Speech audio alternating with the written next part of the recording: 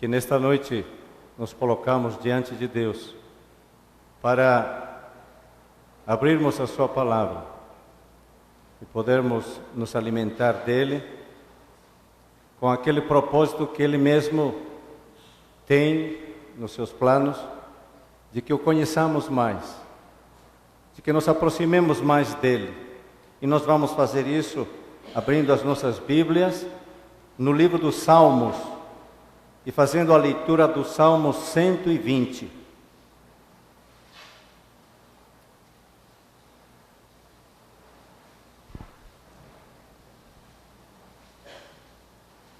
Salmo 120. Na minha angústia, clamo ao Senhor, e Ele me ouve. Senhor, livra-me dos lábios mentirosos, da língua enganadora. Que te será dado ou que te será acrescentado, ó língua enganadora? Setas agudas do valente e brasas vivas de zimbro. Ai de mim que peregrino em Meseque e habito nas tendas de Quedar. Já há tempo demais que habito com os que odeiam a paz. Só pela paz. Quando, porém, eu falo, eles teimam pela guerra. Amado Deus e Pai, subimos à Tua presença. Chegamos diante de Ti, Senhor, e nos prostramos. E fazemos isto segundo a Tua vontade. Sabemos que Tu nos ouves, Senhor, porque Tu és um Deus vivo e verdadeiro, porque Tu estás atento, Senhor, a tudo que passa, e nada te foge ao controle. Te agradecemos porque podemos chegar diante de Ti, Senhor, e abrir o coração, na convicção e na certeza de que nada de que aconteça na nossa vida te é indiferente. Oh Deus amado, abençoa o Teu povo, abençoa os nossos lábios, Senhor, abençoa a nossa mente, ilumina-nos com Teu Santo Espírito para ver aquilo que Tu desejas. Tudo isto te agradecemos em nome de Cristo Jesus. Amém. O Salmo 120 até o Salmo 134 é um grupo de salmos chamados salmos peregrinos. São esses salmos que eram cantados por Israel, pelo povo judeu, todas as vezes que eles se dirigiam e subiam a Jerusalém. E isto eles faziam de acordo com a ordem e a orientação do Senhor. Vamos abrir as nossas Bíblias ainda em Êxodo capítulo 23. Êxodo capítulo 23, e eu vou ler os versículos 14 a 17.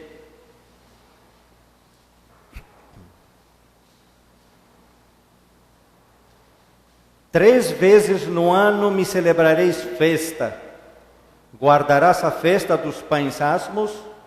7 dias comerás pães asmos, como te ordenei, ao tempo apontado no mês de Abibe, porque nele saíste do Egito. Ninguém apareça de mãos vazias perante mim. Guardarás a festa da cega, dos primeiros frutos do teu trabalho, que houveres semeado no campo, e a festa da colheita, à saída do ano, quando recolheres do campo o fruto do teu trabalho. 3 vezes no ano todo homem aparecerá diante do Senhor Deus. Ainda vamos para o mesmo livro de Êxodo, capítulo 34, os versículos 22 a 24. Êxodo 34, 22 a 24. Também guardarás a festa das semanas, que é a das primícias da cega do trigo, e a festa da colheita no fim do ano. 3 vezes no ano todo homem em ti aparecerá perante o Senhor Deus, Deus de Israel, porque lançarei fora as nações de diante de ti, e alargarei o teu território. ninguém cobiçará a tua terra quando subires para comparecer na presença do Senhor teu Deus 3 vezes no ano. Pois bem, nós estamos como Israel hoje aqui, na presença do Senhor. Nós subimos à presença do Senhor como Ele quer que façamos.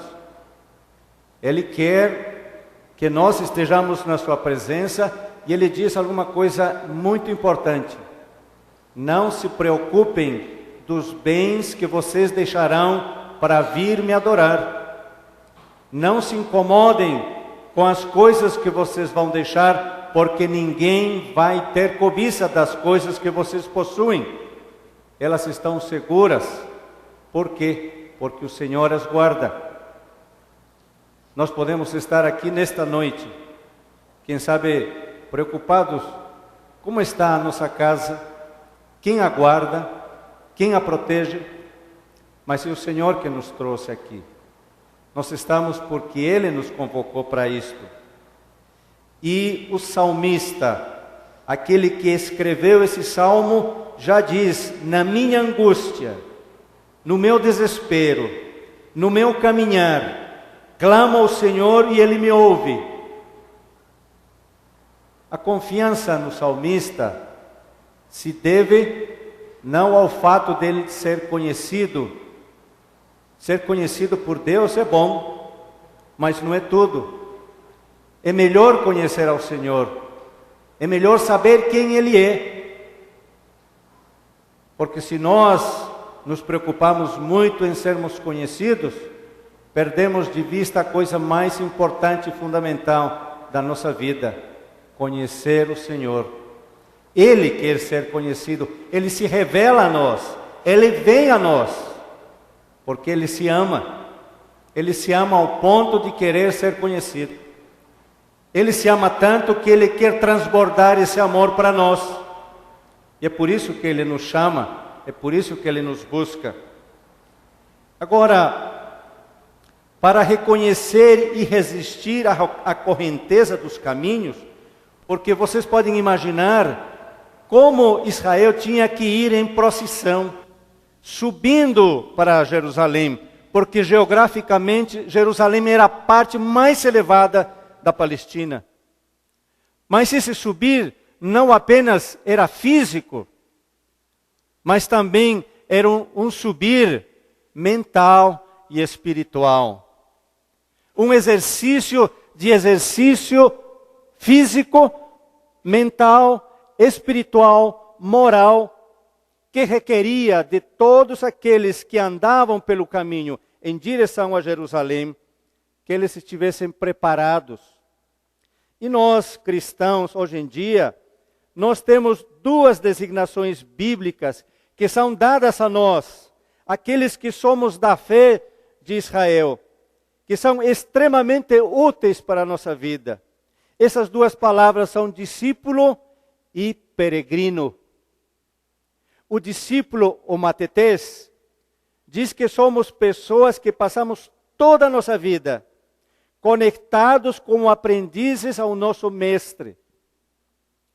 E esse mestre para nós é Jesus Cristo. Estamos sempre num relacionamento de crescimento aprendizado. Não numa sala de aula, mas num lugar de trabalho de um artífice. O artífice é aquele que trabalha com as mãos e faz coisas maravilhosas.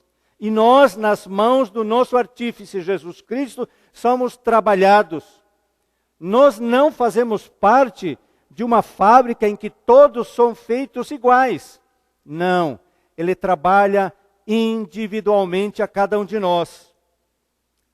Nós não adquirimos informações sobre Deus enquanto o artífice Jesus Cristo trabalha as nossas vidas. Mas sim, adquirimos habilidades na fé.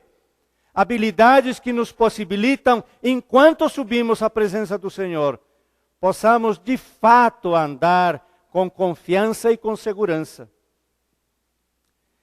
Agora, quando somos reconhecidos como peregrinos, parapidemos é a palavra grega que significa essa palavra peregrino. nos diz que nós somos pessoas que passam a vida indo para um lugar, indo para Deus, e cujo meio de chegar lá é o caminho, Jesus Cristo. Reconhecemos que este mundo não é o nosso lar. Reconhecemos que este mundo não é o nosso ponto de chegada, mas saímos dele. Assim como Abraão um dia foi chamado que saísse da sua terra, saísse do meio da sua família, e ele passasse a caminhar peregrinamente na direção que Deus iria lhe mostrar. Um lugar onde ele poderia descansar. Lugar que ele não conhecia, mas que na obediência, ele de fato decide deixar aquilo que lhe representava segurança, família, para se colocar em rumo à casa do Pai. Nós não pertencemos a este mundo, este não é o nosso lar, então nós estamos de caminho à casa do Pai. E o nosso coração, a nossa mente almeja esse lugar, deseja esse lugar. Mas não é pelo lugar, mas por aquele que está lá naquele lugar, nos aguardando. Abraão é o nosso arquétipo, o nosso modelo. Assim como ele saiu, nós precisamos também sair. Normalmente nós reagimos assim. Gostamos do lugar em que estamos, gostamos do lugar que possuímos e passamos a ser possuídos pelo lugar. Passamos a ser o lugar. E nos esquecemos que as nossas tendas são feitas de passagem. Nós não chegamos aqui para ficar. Nós partimos de aqui para chegar lá. Agora, uma das coisas que nos animam o coração, que nessa caminhada nós vamos ter angústias, vamos ter dificuldades, vamos ter frustrações, e nós precisamos de alguém. Alguém a quem possamos contar, alguém a quem possamos falar das angústias, dos desesperos, das dificuldades, dos medos, das angústias da nossa vida. E é bom que saibamos que o Senhor está aí. Ele está presente. Há momentos ele está silencioso, mas o seu silêncio é suficiente para ser ouvido e saber que ele está presente. Parece um paradoxo afirmar que Deus pode estar silencioso, mas ele está aí e pronto para ouvir. Porque o nosso Deus não é um Deus que precisa ser carregado, não é um Deus que tem ouvidos, mas não ouve, não é um Deus que tem boca e não fala, mas é o Deus que fala e dá vida, fala e existimos, fala e as coisas acontecem. Ele ouve a angústia do nosso coração, mesmo antes da palavra chegar à nossa boca. Se é bom saber que Ele nos conhece, melhor é saber que Ele quer ser conhecido. Ele quer que nós tenhamos a convicção e a certeza de que Ele está pronto para nos ouvir. Ele quer nos ouvir. Que filho é aquele que não se comunica com seu pai? Que filho é aquele que não fala ao seu pai dos seus anseios? Que filho é aquele que não abre o seu coração ao pai?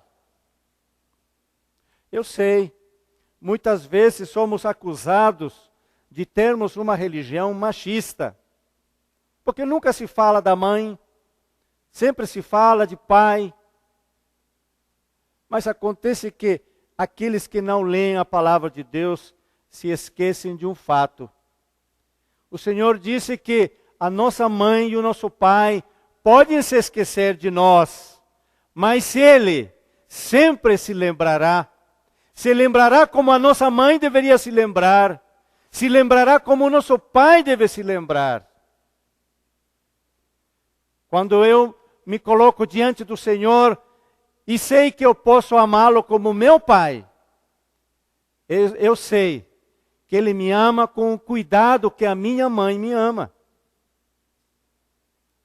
O amor de mãe também temos na expressão do amor do Pai. Porque Ele tanto formou o meu pai como a minha mãe.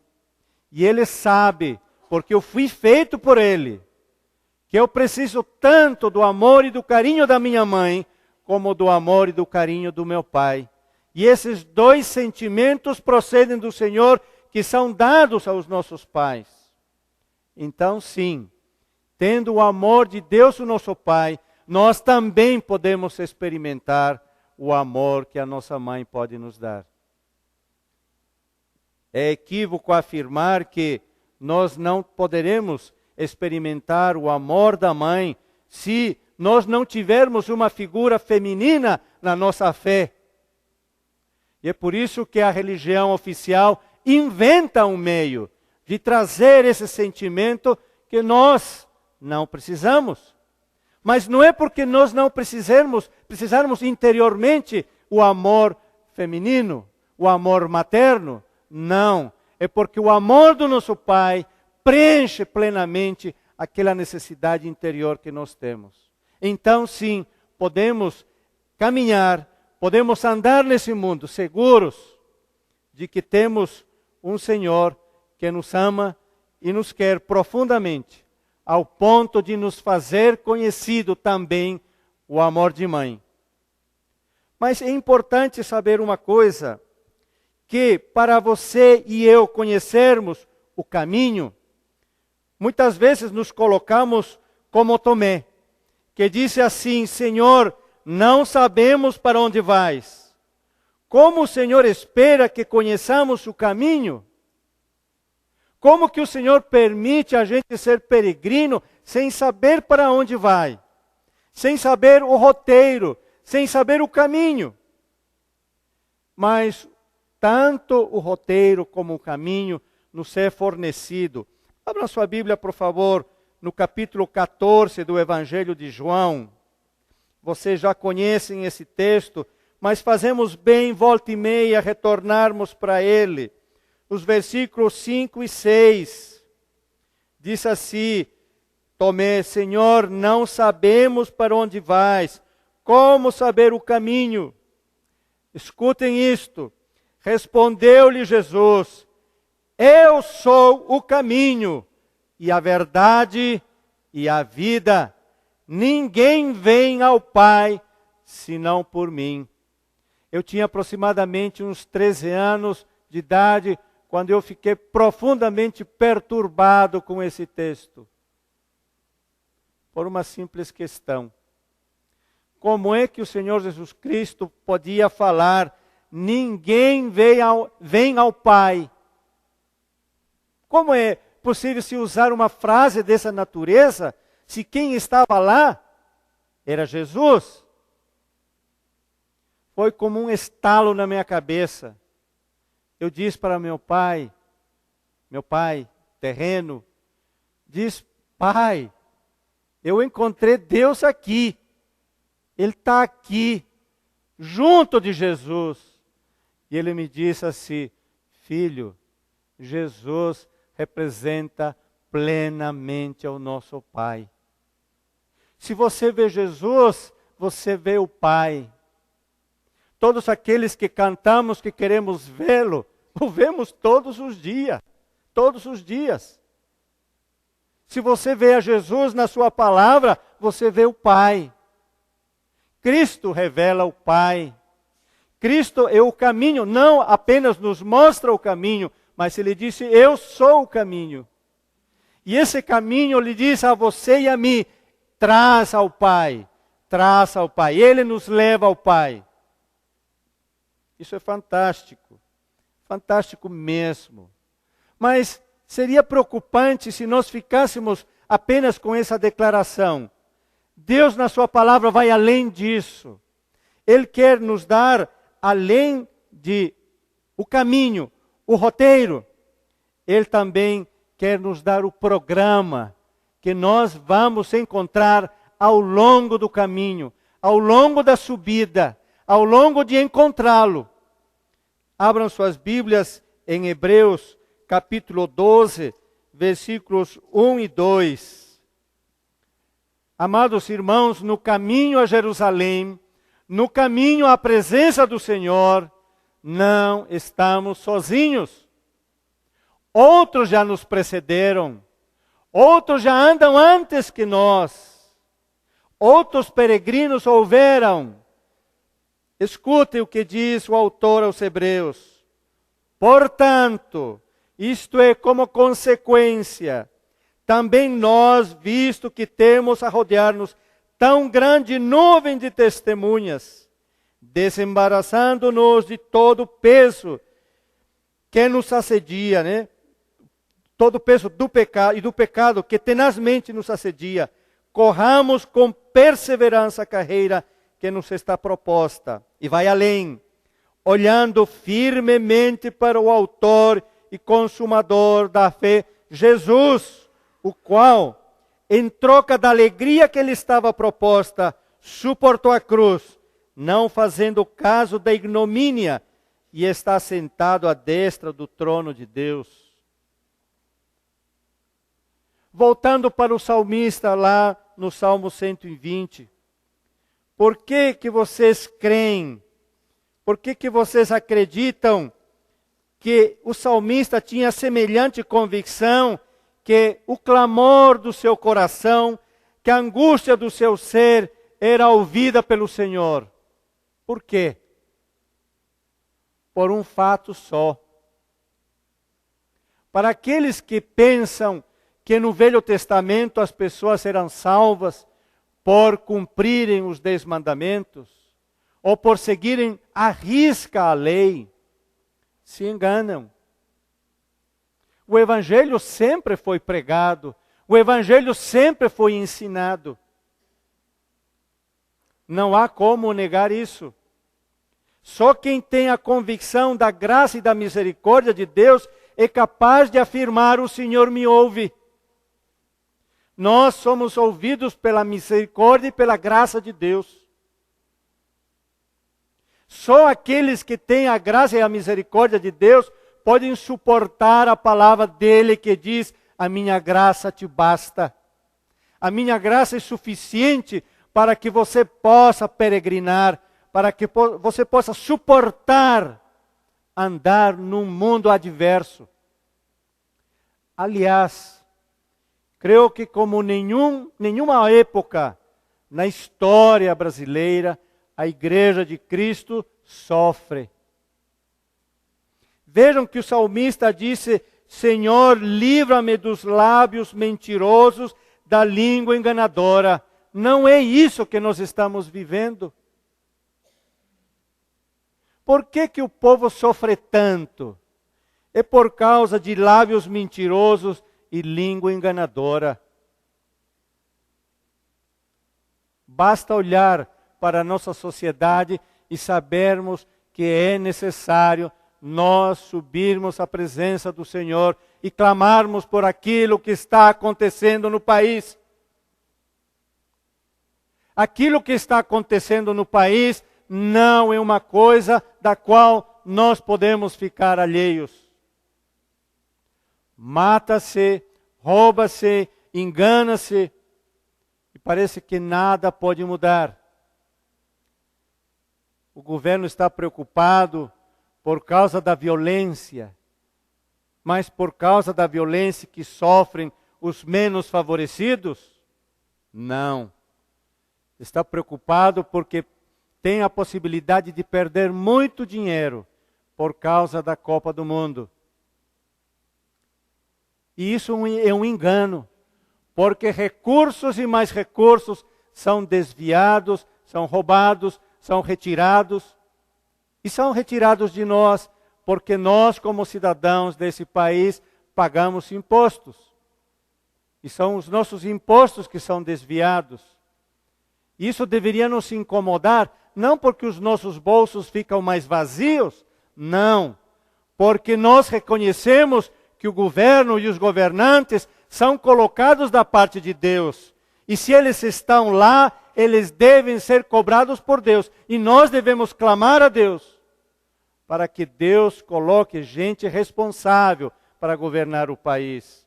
Ou seja, somos responsáveis enquanto peregrinos e de caminho à presença do Senhor, falar disso para Ele, que Ele está pronto para nos ouvir.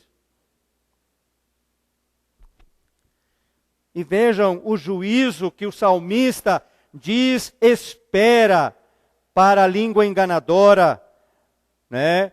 Disse, setas agudas do valente e brasas vivas de zimbro serão lançadas contra esses. Porque o salmista antes pergunta, que te será dado ou que te será acrescentado, ó língua enganadora? Nós podemos clamar ao Senhor enquanto peregrinos, para que a justiça do Senhor esteja sobre os governantes. É assim mesmo que estou falando para os irmãos. Nós precisamos clamar pela justiça de Deus. Nós não podemos concordar quando somos convocados para marchas da paz, porque a paz que eles querem não é a paz da justiça, não é a paz que procede de Cristo, da sua cruz. E se nós desfrutamos de paz, deve ser a cruz de Cristo, deve ser o seu sangue derramado no nosso lugar. Nós precisamos falar para o povo, para os nossos amigos, para os nossos parentes, para os nossos conhecidos, que eles nunca desfrutarão de paz enquanto não se achegarem à cruz de Cristo, enquanto as suas vidas não forem lavadas e purificadas por esse bendito sacrifício. Porém nós, que já conhecemos a Cristo como Senhor e Salvador das nossas vidas, e enquanto peregrinos nos dirigimos à casa e à presença do Pai, nós sim podemos desfrutar de paz. Paz de sermos ouvidos, paz de sermos satisfeitos nos nossos anseios, porque a presença e a pessoa de Cristo nos satisfaz plenamente. Amados irmãos, há necessidade de que nós também tenhamos o comportamento do peregrino. O peregrino leva na sua caminhada o estritamente necessário. Aquilo que de fato vai lhe servir para caminhar. Aquilo que vai deixá-lo ficar mais ligeiro. Nós temos que nos despir de tudo aquilo que nos impede uma caminhada mais acelerada. Devemos nos despir de tudo aquilo que nos amarra a este mundo. A esse mundo que não nos quer santos. A esse mundo que se torna um empecilho todas as vezes que nós queremos adorar ao nosso Deus em espírito e em verdade. Porque adorá-lo em espírito e em verdade significa nos santificarmos para isto. E vocês, tanto quanto eu, sabemos que sermos santos não é tarefa fácil. Mesmo que esta seja também uma das obras do Espírito Santo. Não apenas Ele aplica o sangue de Cristo às nossas vidas, mas também Ele nos purifica, Ele trabalha o nosso ser, a nossa mente, o nosso coração, para que nós sejamos a semelhança de Cristo. Porém, esse trabalho do Espírito Santo não isenta o exercício nosso, exercício de esforço e de dedicação. Significa abandonar aquelas coisas que podem certamente nos impedir de caminhar desimpedidamente. Como é que podemos chegar à presença de Deus e clamar e expressar a nossa angústia diante dEle, se nós estamos amarrados a esse mundo e gostamos de ficar amarrados? Nós nos preparamos muito mais para permanecer neste mundo e muito menos para irmos à presença do Pai. Eu vejo que a igreja pouco deseja a volta de Cristo. Muito mais se prepara para fincar as suas raízes nesse mundo. Se nós olhamos para a igreja universal, A igreja de Cristo, aquela que é visível, vamos perceber que, ao contrário do peregrino que deixa a sua marca, o seu pé enquanto caminha, vemos pessoas erigindo verdadeiros monumentos que lhe lembram até onde ele chegou, mas onde ele quer ficar, enquanto que o peregrino deixa a marca dos seus pés enquanto caminha, mostrando a direção para onde ele vai. E quando você vê as marcas, as pegadas no caminho, você sabe que alguém está indo. Você pode não ver a pessoa, mas você vê o rastro. Deus nos chama para nós deixarmos o nosso rastro na vida, para deixarmos a nossa marca. Não para erigirmos monumentos à nossa satisfação, à nossa lembrança. Caminhar, amados irmãos, significa deixar para trás, como diz a palavra do Senhor, pegando o arado e não olhando para trás. Não nos esquecendo que todas as vezes que olhamos para trás, nos convertemos em verdadeiras estátuas de sal, como lembrança, como monumento de nosso desejo de ficarmos lá onde estamos, e não querendo nos projetar para frente, para o futuro.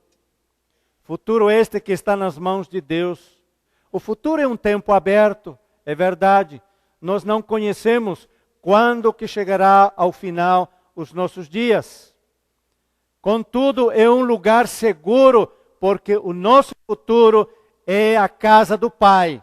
Esse lugar nós conhecemos antecipadamente, porque o Senhor Jesus Cristo diz: eu vou preparar-vos lugar, para que onde eu estiver, vocês também estejam.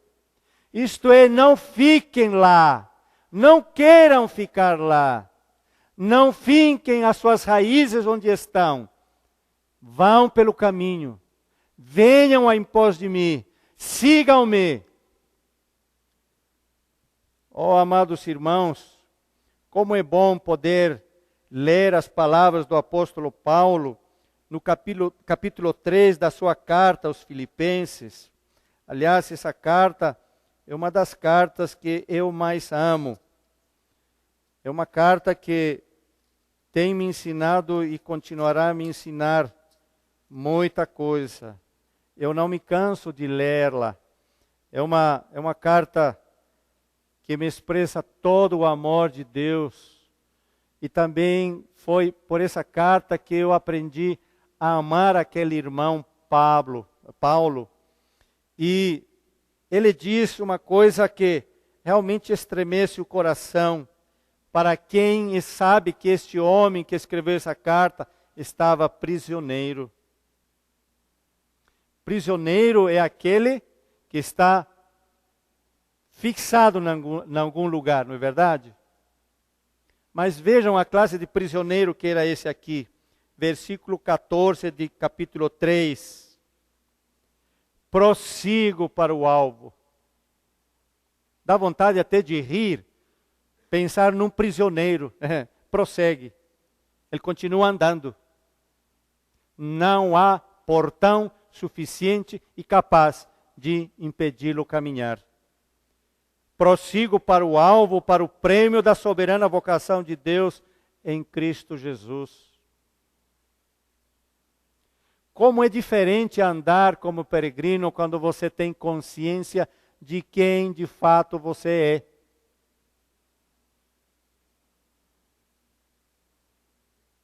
E eu lhe pergunto, você sabe, meu irmão? Você sabe quem é você? De quando em quando a gente deveria buscar se nós temos por acaso a marca de Cristo no nosso corpo. Parece que eu estou lhes ensinando alguma coisa diferente. O apóstolo Paulo diz: eu levo as marcas de Cristo no meu corpo. Como bom seria se nós também tivéssemos as marcas de Cristo em nosso corpo. E o apóstolo Paulo tinha aquelas marcas indeléveis, né, que não podem ser apagadas.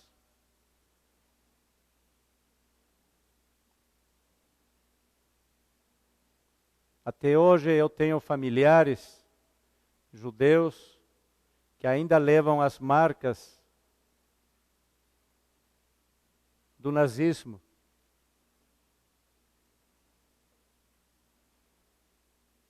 Alguns desses têm Cristo na sua vida, assim como eu, assim como meu pai, assim como a minha mãe.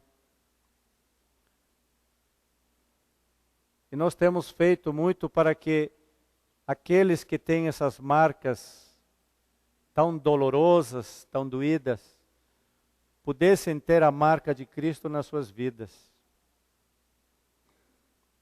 Mas nós também precisamos ser marcados pelo Senhor. Nós também devemos desejar ardentemente que o Senhor nos permita prosseguir para o alvo. Que nós não sejamos impedidos de caminhar. Que nós não sejamos o impedimento para isto. Mas que na liberdade do Espírito de Deus nós prossigamos para o alvo. Prossigamos para a presença do Senhor, que nós subamos, que não tenhamos medo de subir. Eu sei, subir é mais difícil, mas lembrem de uma coisa, subir se torna mais fácil quando você está menos carregado. As primeiras Olimpíadas participavam pessoas nuas. Vocês sabem por quê? Porque gostavam de ficar nus? Não. Eles queriam ter o menor impedimento para chegar primeiro. Parece que nós temos a ideia contrária. Quanto mais cobertos, mais vestidos estamos, parece que nos sentimos mais seguros. Quando a única segurança que eu preciso ter é estar plenamente nu na presença de Deus e ser abrigado pelo seu Espírito Santo, ser coberto pelo sangue de Cristo e purificado por esse sangue, leve no meu caminhar, me aproximar cada vez mais do Senhor. Não faz sentido a gente fincar raízes nesse mundo. Não faz sentido a gente querer clamar quando estamos ancorados nesse mundo e estamos acorrentados a ele. O nosso clamor só pode ser um clamor de verdade quando estamos despidos de tudo e nos projetamos para Deus. Quando temos a convicção que seremos recebidos e ouvidos pelo Senhor. Então sim, nós vamos poder fazer como o salmista. Na minha angústia, eu clamei pelo Senhor. Eu clamei por quem poderia me ouvir. Na minha angústia, clamo ao Senhor e Ele me ouve.